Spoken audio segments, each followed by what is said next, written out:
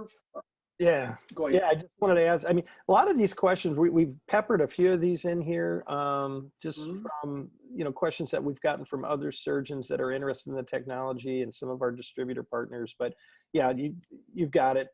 What kind of learning curve and at what point did you become comfortable with the technology? Well, like I said, I'm an old dog, been around a real long time. And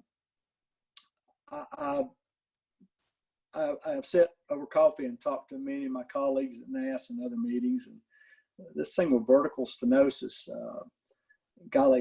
committing everybody to a fusion or an interbody implant that jacks things up, or you know, trying to nip away and you break off a facet joint or create a pars defect.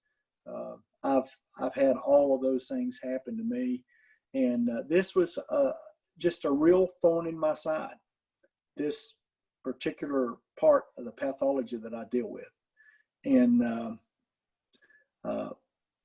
I just can't believe it. Somebody figured this out. And so I was ready. And so if you know your anatomy, understand your anatomy, and if you can take a Murphy ball, I take a Murphy ball and palpate the path of the nerve. I know where the nerve is. And then I make a decision on what type of shield that I want. And I typically use a couple most of the time, and sometimes a third one, and I'll talk about that in a minute. I just felt confident, and I've learned a few tricks. You get the burr started before you go into the framing, and then it's just amazing. The people in the OR can't believe a foramina that could hardly get a Murphy ball in. After 2 passes, the thing falls in, and it's impressive. There's been a lot of ooh and ahs in the room. Just seeing the difference what 2 passes with this thing will make. So I can use it in the neck. I use it in the lumbar spine. You know, as you get older, your patients get older. Unfortunately, a large part of my practice are folks 70 to 90 with stenosis who are more active than I am.